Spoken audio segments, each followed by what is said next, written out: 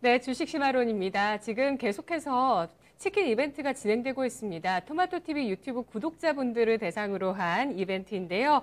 우리 시청자 여러분 모두 참여하실 수 있습니다. QR코드 지금 화면에 나가고 있는 QR코드를 통해서 들어오시면 이벤트 참여 방법 안내받으실 수가 있고요.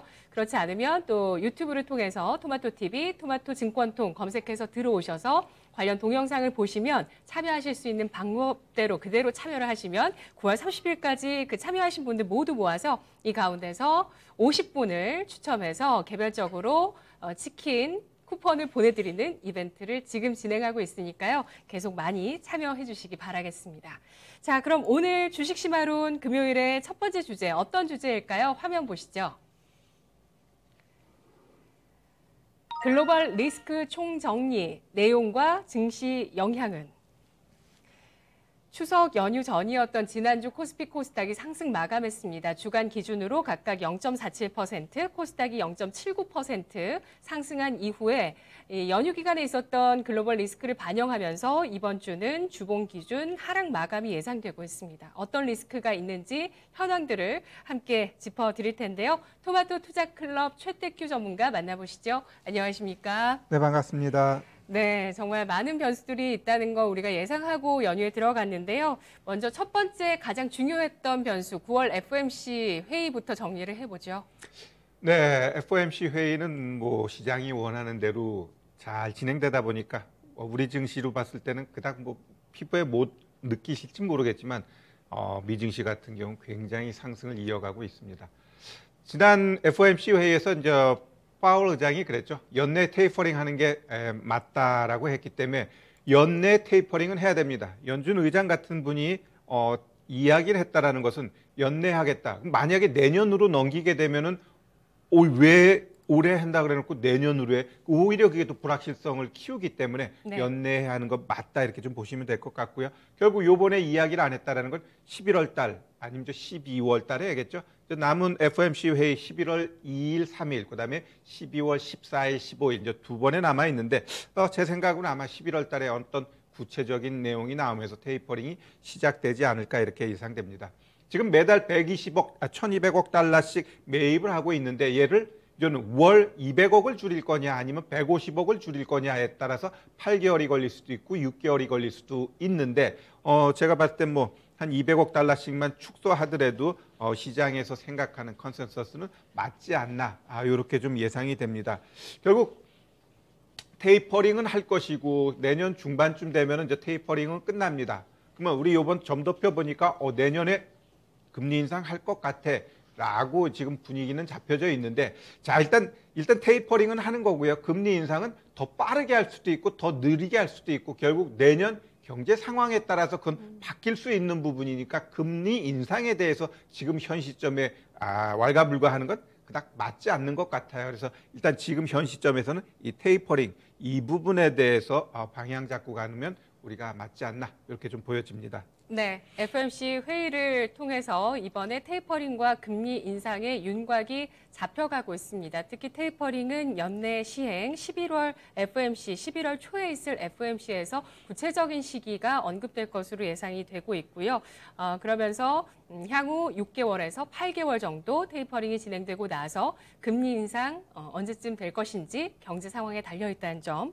까지 이제 투자자들이 인지할 수 있도록 이렇게 시그널을 주고 있다는 점에 대해서 시장도 긍정적으로 평가를 합니다. 일단 이 리스크에 대해서는 중립 이상으로 긍정적으로 평가하시나요? 네, 그렇죠. 테이퍼링 같은 경우는 어차피 계속해서 이야기해 왔던 거기 때문에 당연히 받아들이는 거고 얘로 인해서 시장이 어떤 변동을 주고 그럴 일은 없다라고 좀 우리가 이해하시면 좋을 것 같네요. 네, 위드 코로나와 함께 시작되고 있는 긴축 정책입니다. 자, 첫 번째 글로벌 리스크는 바로 테이퍼링 금리 인상이었고요. 두 번째는 미국의 연방정부의 디폴트 가능성이 제기되고 있는 내용입니다. 부채 한도 이슈인데요. 지금 이 부채 한도에 대한 우려는 계속 진행형이라고 볼 수 있을 것 같아요. 일단 21일에 하원에서 이 부채 한도를 내년 12월까지 유예하는 법안을 통과했지만 또 상원에서 가결될지가 중요할 것 같은데 앞으로 어떻게 진행될 것으로 보시나요? 네, 일단 부채 한도 이 자체 노이즈는 있겠지만 제가 봤을 때 과거에서부터 지금까지 봤을 때 항상 해결은 했습니다. 다만 왜 평균적으로 한 7일 정도 노이즈가 있다가 해결되는 모양새가 나타났는데, 자, 일단 미국 국가부채 지금 28조 4천억 달러까지 법정 한도를 넘어선 지가 이미 오래전이고요. 민주당 공화당이 이제 2019년도에 F채 한도를 22조 300억 달러로 설정을 해놨는데 이게 이제 7월 31일 날이 끝나는 거였어요. 이후 지금 어찌 보면은 유보 상태에서 가고 있는데, 요번에 요것을 증액을 하든 아니면 연장을 하든 해야 할 상황에 놓여져 있고, 요것을 또 편법을 이용해서 하원이 미리 또 상원 쪽으로 공을 넘겨버렸죠. 그래서 이제 상원 같은 경우는 또 반반이에요, 의석수가. 근데 요게 정상적으로 해결되기 위해서 60석 이상이 찬성이 나와야 되는데, 또 그게 안 되다 보면 또 예산 조정 이쪽으로 방향을 틀어가지고 과반 요거로 해가지고 그 통과할 쪽으로 아마 편법 처리가 될 가능성이 있다, 이렇게 좀 보여집니다. 결국에는 그 디폴트 이쪽으로 갈 가능성은 전혀 없습니다. 미국 자체가 그쪽으로 간다라는 건 말도 안 되는 거고, 결국 살짝 노이즈를 주고 그 다음에는 해결되기 때문에 이 부채 한도로 인해 가지고 만약에 시장이 하락하게 되면 타이밍 봐서 그건 매수 기회로 보시는 게 오히려 맞다, 이렇게 보여집니다. 네, 매수 기회로 활용할 수 있는 노이즈로 해석을 해주셨습니다. 기아는 뭐 일단은 연장하는 안에 대해서 하원 통과가 나왔지만 상원 통과가 남아있는 상황이고요. 이 부분을 불확실성으로 좀 인식할 수 있는 그 지연의 이슈가 나올 수도 있겠지만 디폴트는 말이 안 된다, 이렇게 얘기를 해주셨는데요.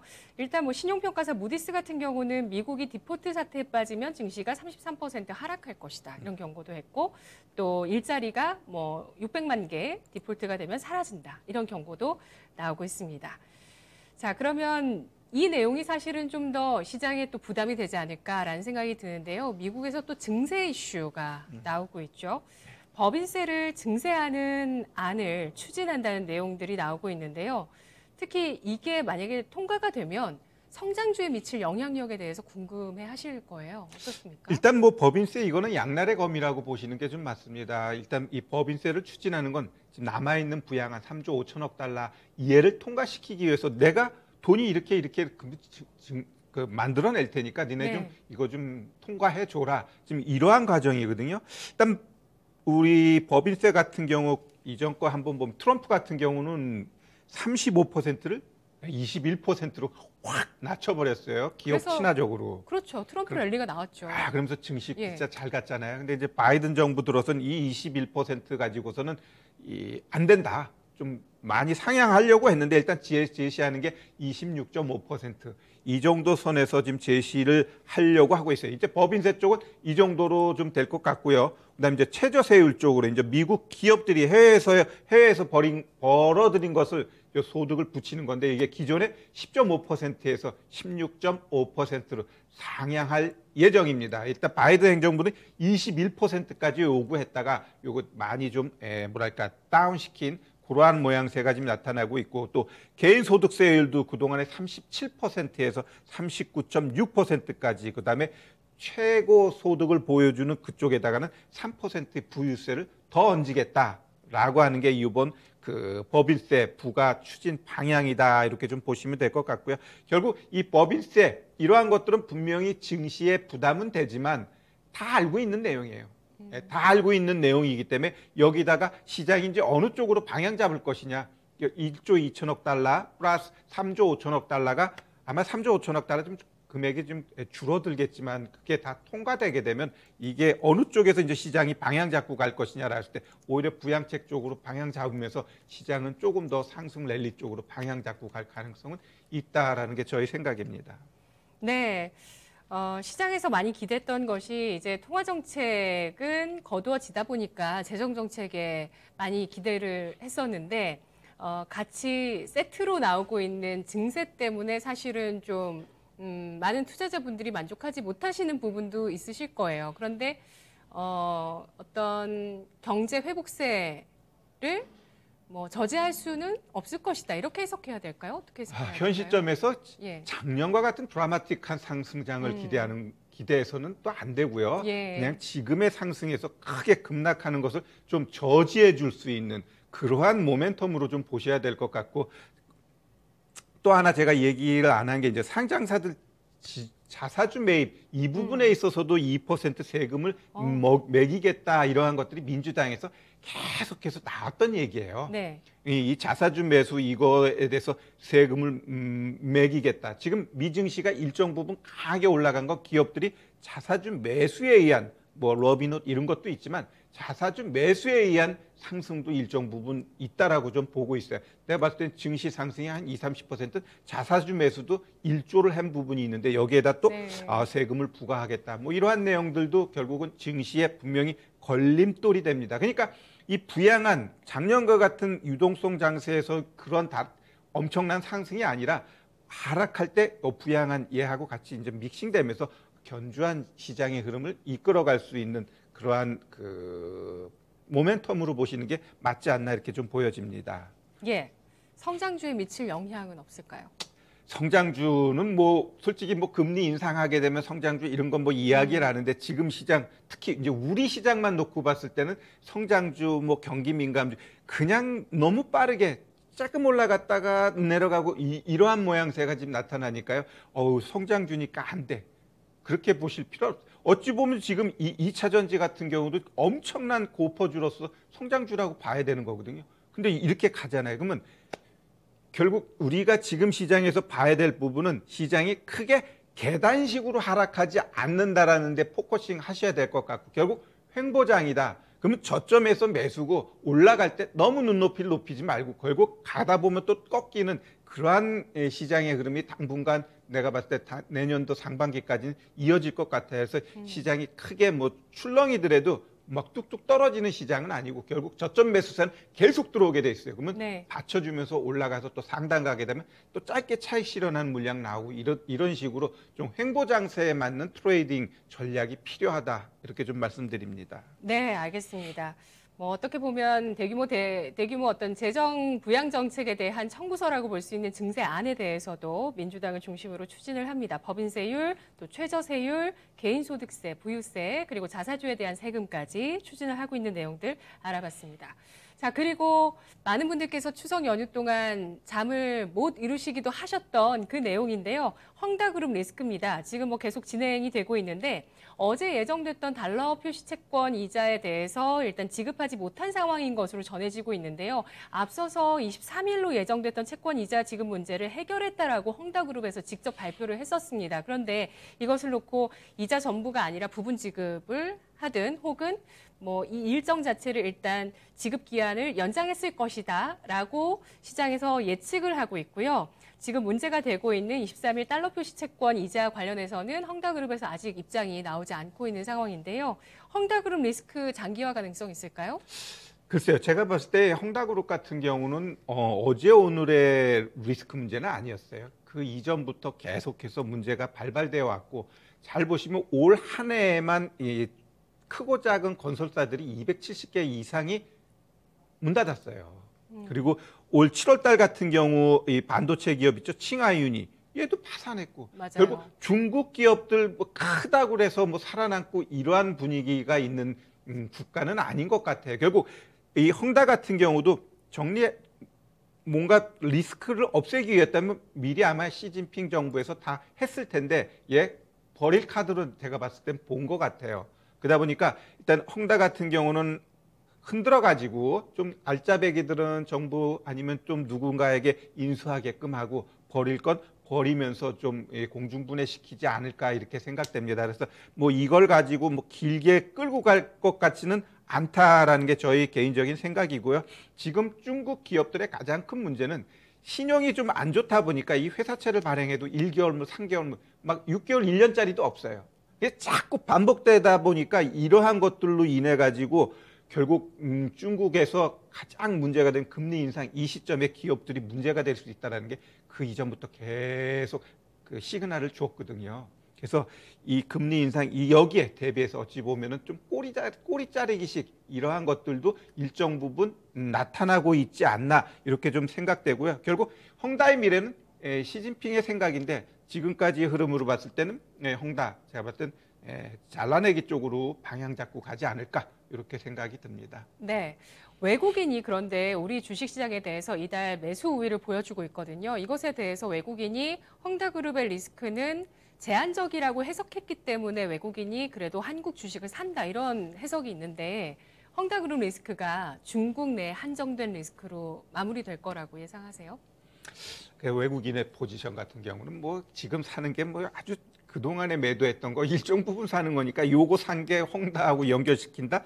그건 제가 봤을 때는 아닌 것 같아요. 외국인 포지션 또 조금 있다 보면 또 확 바뀌어버릴 수도 있는 게 그 외국인의 행태이기 때문에 지금 우리 시장이 지금 이렇게 제일 뭐랄까 일본 증시도 그렇게 잘 가고 있는데 우리가 지금 버벅대고 있는 이유는 외국인하고 연기금의 책임이 가장 크다라고 좀 보고 있어요. 저는 연기금 보시면은 진짜 어마무시하게 지금 계속해서 대형주 중심으로 매도를 하고 있거든요.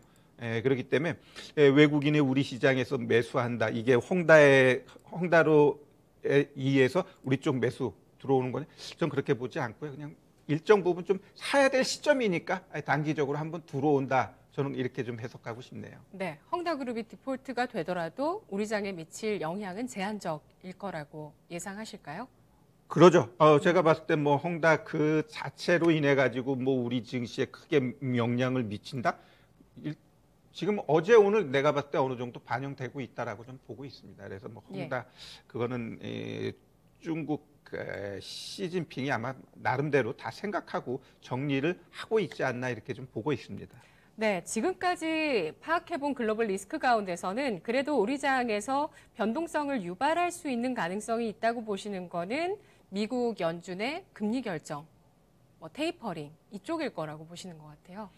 시장에 변동성을 주는 거는 일단 테이퍼링이라든가 금리 인상 이런 것들은 다 아는 거기 때문에 그게 나는 시장을 하락시킬 요인으로 보고 있지는 않고요. 10월 달에 좀 한번 노이즈가 있을 건 부채 한도. 얘가 조금 노이즈가 있지 그 외의 것들은 서로 상충될 것 같아요. 법인세 나오면 부양한 얘가 또 한번 이야기가 될 것 같아요. 그럼 또 시장 올렸다 내렸다 이걸 좀 반복하기 때문에 시장은 막 크게 하락하거나 또 크게 올라가거나 그러한 시장 쪽으로 가기는 좀 어렵지 않나 이렇게 보여집니다. 네, 신용평가사에서는 계속 뭐 여러 가지 전망을 내놓고 있는데 헝다 관련해서는 피치가 중국의 이런 부동산 부분이 침체될 수 있다는 이유로 올해 경제 성장률 전망치를 하향 조정했습니다. 종전에 8.4%에서 8.1%로 0.3%포인트 낮춘 또 성장률 전망치가 나오고 있습니다.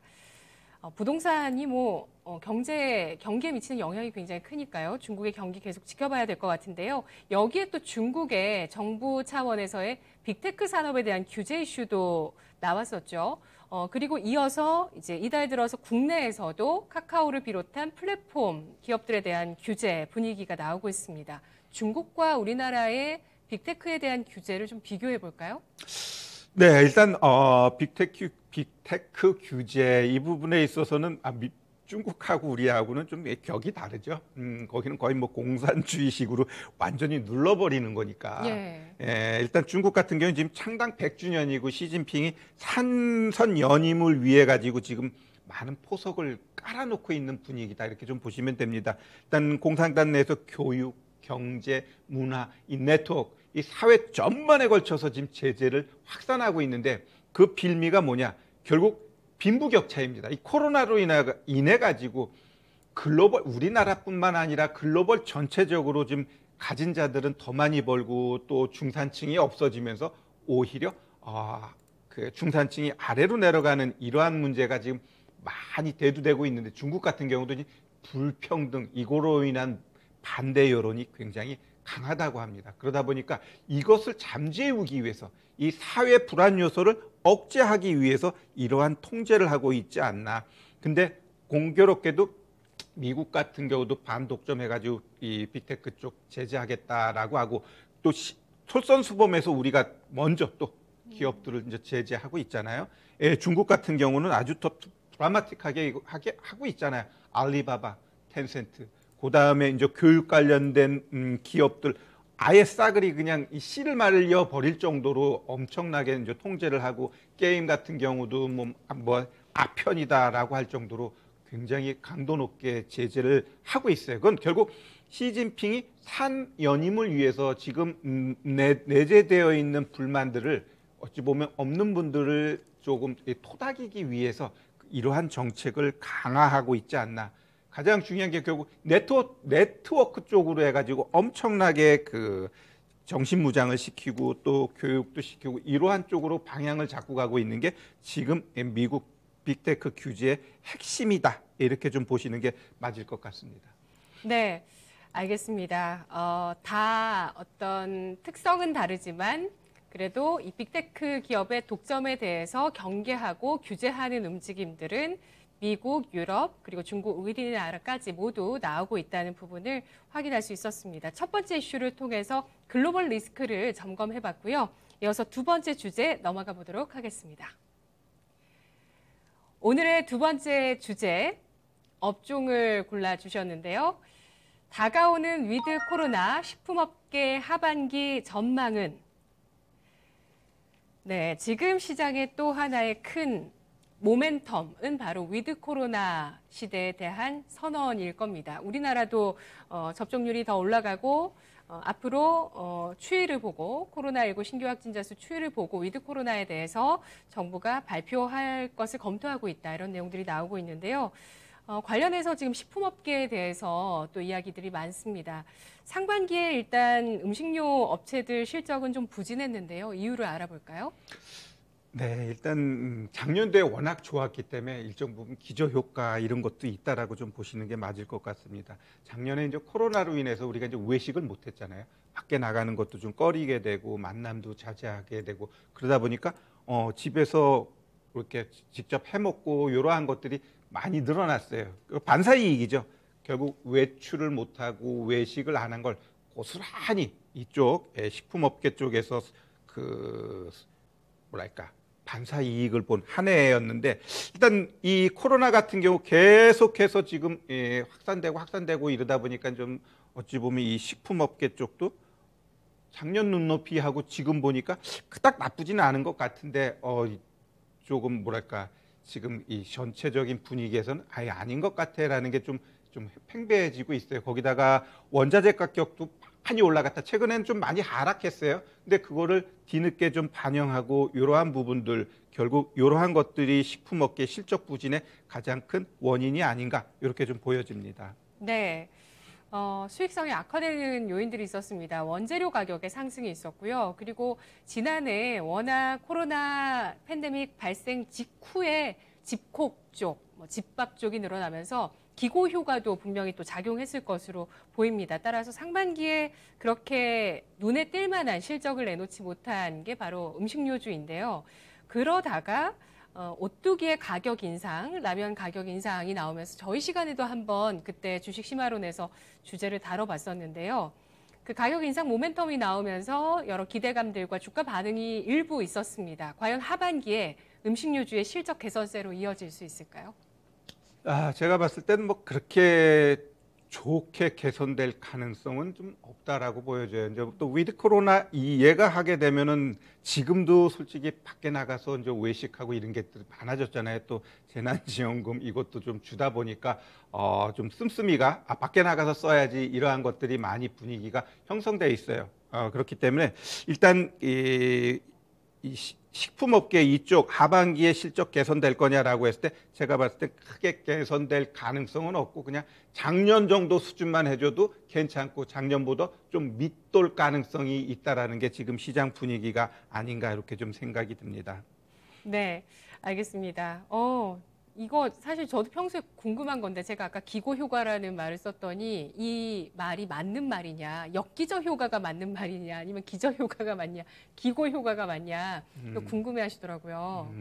이게, 저도 사실 국어교육과 출신인데 그래요? 뭐라고 말씀드립니까? 나는 경제학이라 또 일단 뭐 일반적으로 작년도에 엄청나게 이제는 실적이 좋았단 말이에요. 네. 그거에 대해서 올해 보니까 안 좋아. 이거를 또 기고 효과 아니면 또 작년에 워낙 안 좋았기 때문에 올해 살짝만 좋아졌는데 엄청나게 좋아진 것 같아요. 그건 기저 효과잖아요. 네, 그럼 아까 예.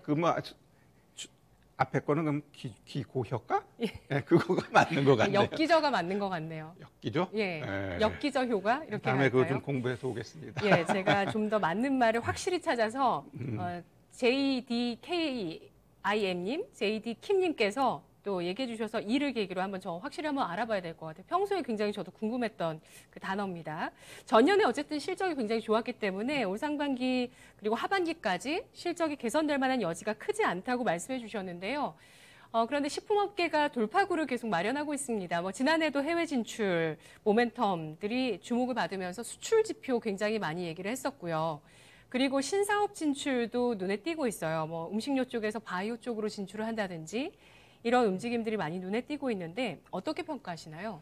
네, 일단 이제 제가 좀 그런 말을 많이 했어요. 이제 기업들도 이제 멀티플레이어가 되어야 된다.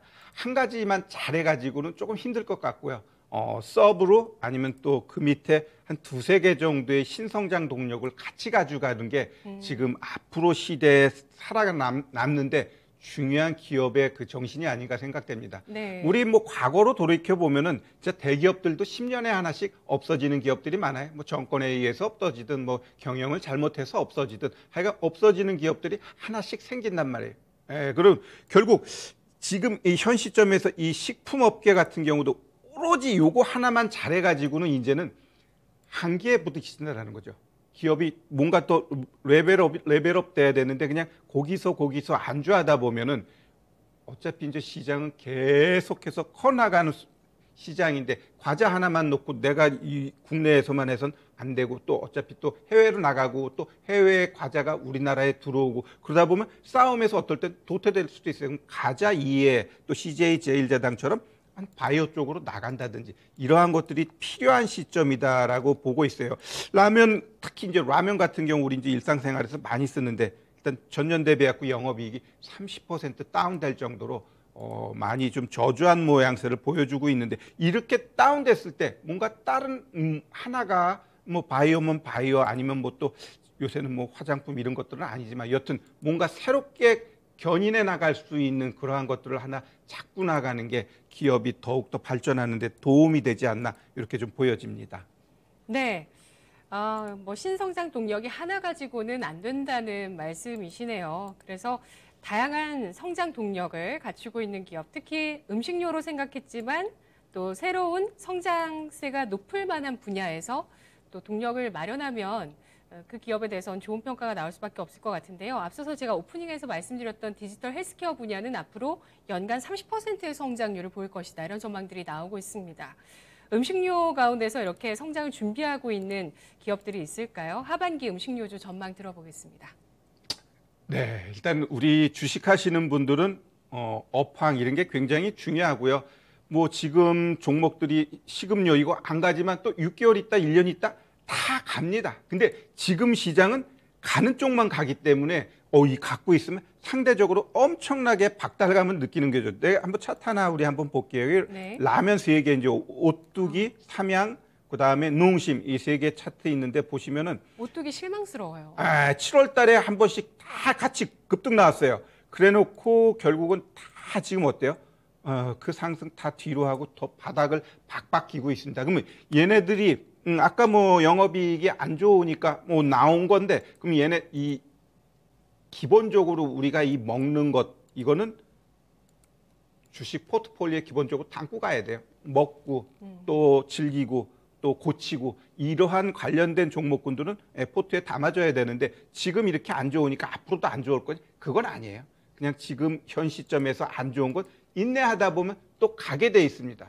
가게 되어 있기 때문에 일단 뭐 지금은 어느 정도 좀 바닥은 낮이는 것 같지만 이들 종목을 현 시점에서 사야 되냐를 할 때 살 시점은 아니다. 좀 보유하신 분은 보유하되 새롭게 네. 신규 진입은 지금 10월 달에 가야 할 섹터 쪽으로 방향 잡고 가는 게 맞지 여기서 탑픽을 잡아라 하면 탑픽은 제가 봤을 때 없는 것 같아요. 아직은 음식료주의 아직은. 탑픽은 꼽기 어렵다고 말씀을 해주셨네요. 그나마 하이트진로나 또 롯데칠성 같은 음료 쪽은 그나마 단기적으로 추세를 좀 보여주는데요. 나머지는 정말 방금 보여주셨던 그런 차트처럼 하락 추세를 이어가고 있는 게 음식료주의 사정인 것 같습니다. 뭐 실적 전망 2분기 실적 전망 시즌 때 어떤 시청자분께서 CJ 프레시웨이 좋을 것이다 이런 또 시청자분께서 한 분 또 의견 주신 걸 제가 기억해뒀는데 정말 실제로 CJ 프레시웨이 2분기는 좀 좋았었거든요. 네, 음식료주 하반기는 볼만한 종목이 없다고 하셨는데요. 마지막으로 또 우리 차티스트 최택규 전문가의 의견을 한 가지 더 여쭙겠습니다. 일단 뭐 시장이 좀 많이 출렁였을 때 그때 절호의 찬스로 진입을 하고 또 올라가면 오늘 뭐 배터리 같은 종목은 또 굉장히 좋잖아요. 올라가는 종목이 있을 때는 또 차익을 어느 정도 실현해서 또 확보해 놓고 이런 전략이 지금 박스권에선 중요하다고 하셨는데요. 구체적인 수치를 좀 제시를 해주실 수 있나요? 지수 쪽이요? 지수도 좋고요. 또 지금 현재 탑픽 업종도 좋습니다. 아, 네. 일단 우리 2차 전지 아마 우리 개인 투자자들은 솔직히 갖고 계신 분 별로 없을 것 같아요. 자, 이 9월 달이 결국 3분기를 마감하는 시점이기 때문에 기관 외국인들이 자기들 성적표를 만들기 위해서 극도로 지금 그 수익을 극대화하는 시점인데 일단 2차 전지 쪽으로 그냥 계속 올리는 것 같아요. 그러면 2차 전지는 제가 봤을 때 다음 주 되면 아마 피크가 나오면서 끝물될 겁니다. 우리 개인 투자자들 솔직히 2차 전지 갖고 있는 사람 거의 없어요. 갖고 있어도 쬐금. 왜? 가도 넘어가니까 작년 같은 생각이 드는 거예요. 작년 뭐 삼성, SDI 이런 종목들 보면 목표가 잡을 수가 없어요. 계속 올라가니까. 그러면 이절 잡고 계속 홀딩하면서 잘리면 그냥 버리고 거기서 더 간다 그래서 이제 내가 이절 했는데 살 수가 없거든요. 지금 시점이 이제 2차 전지 그런 분위기예요. 그러면 2차 전지 기관 외국인들이 자기들끼리 지금 끌어올리는 거니까 여기서 시장 안 좋은데 개만가 이거 정말 이제라도 사야 돼? 그 사면 물리는 겁니다. 네. 내가 봤을 때 그래서 이 2차 전지 조심하시고 이제 추석 지나면 제가 그 얘기를 많이 했죠. 대선 관련돼 가지고 한번 다시 이제 인프라 투자 쪽 우리 방향 잡고 가면은 이 시멘트 같은 경우 자리 잡은 놈도 있고 안 잡은 놈이 있어요. 그러면 지금 잘 가는 애들이 신고가 치면은 자리 안 잡은 애들을 잘 유심히 보세요. 그러면 안 가는 애도 같이 쫓아가게 돼 있어요. 그래서 시멘트라든가 건설 섹터 우리가 좀 오히려 물려도 재료가 있고 이슈가 있는 섹터 쪽으로 이제는 가야 돼요. 내가 뭐 인프라 관련돼 가지고 뭐 시도 때도 없이 사라고 안 했어요. 추석 이후에 이제 우리가 보자고 했는데 이제부터 이제 본격적으로 우리 시청자 여러분들이 관심 갖고 봐야 돼요. 이 2차 전지에서 시장이 신재생하고 이 인프라 쪽으로 우리가 방향 잡고 가야 된다. 이렇게 좀 말씀드리고 싶습니다. 네, 알겠습니다. 지수는 뭐 어쨌든 헝다그룹 때문에 변동성 요인이 발생했다라면서 증권가에서는 뭐 하단 제시했던 2,900포인트도 일시적으로는 이탈할 가능성도 있다 이런 의견 내놓는 증권사가 있던데 하단 어느 쪽으로 보시는지 간략하게 말씀해 주실까요? 제가 봤을 때는 이 헝다 이 리스크가 크게 현 시점에서 진짜 중국 정부에서 난 몰라. 그냥 다 낮아빠지면 그건 우리 문제가 아니라 글로벌 전체가 멍그러지기 때문에 거기서 하다는 의미 없어요. 근데 현재 그 흘러가는 흐름 봤을 때 미국 증시라든가 글로벌 유럽 증시 흐름 봤을 때는 헝다를 좀 무시하고 가고 있기 때문에 그럼 이러한 차원에서 우리 증시 하락할 거냐라고 했을 때 제가 봤을 때는 우리 이 거래소 같은 경우는 200일 이평선 지지하면서 가고요. 코스닥 같은 경우 60일 이평선 그쪽에서 몽글몽글하면서 일단은 갈 가능성이 저는 있다라고 좀 보여집니다. 네, 알겠습니다. 코스피는 200일 이평선, 코스닥은 60일 이평선의 지지 여부 잘 지켜보시고요. 그리고 앞으로 시장의 주도주, 정책주로 보고 있습니다. 신재생 에너지, 그리고 대선 관련한 시멘트 건설주까지 대선은 내년 3월 예정돼 있습니다. 주식 시마론 오늘 준비한 내용 여기까지인데요. 계속해서 치킨 이벤트 진행되고 있습니다. 지금 방송 중에 나갈 QR코드 통해서 참여해 주셔도 되고요. 유튜브 저희 채널로 들어오셔서 또 관련 영상 보시면서 또 치킨 이벤트에 참여를 해보시면 30일까지 저희가 다 모아놨다가 추첨을 통해서 50분께 여러분 치킨 드리니까요. 계속해서 참여해 주시기 바라겠습니다. 자, 오늘 여기까지 분석해 주신 최택규 전문가 인사 나누겠습니다. 잘 들었습니다. 네, 고맙습니다. 네, 양대 지수 지금 혼조 양상을 띠고 있습니다. 방향성을 크게 드러내지는 못하는 시장인데요. 주간 기준 어쨌든 제한된 하락하면서 마감될 것 같네요. 지금까지 저희가 전해드린 내용들, 투자 판단에 도움드릴 수 있는 내용들입니다. 다만 주가의 상승과 하락을 보장하지 않는다는 점 유의하시기 바라겠습니다. 물려도 재료가 있는 쪽에 물리자라는 말 다시 한번 곱씹으면서 오늘 이 시간 마무리할게요. 시청해주신 여러분 고맙습니다.